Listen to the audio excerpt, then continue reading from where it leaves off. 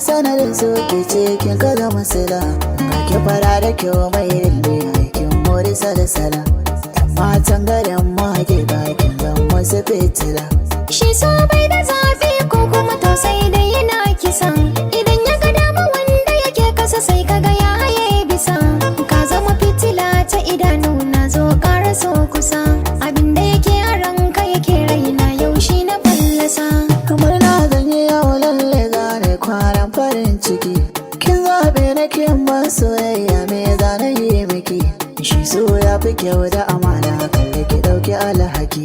Kin gama fitilar zuciya gona na riske arziki. Shi tarin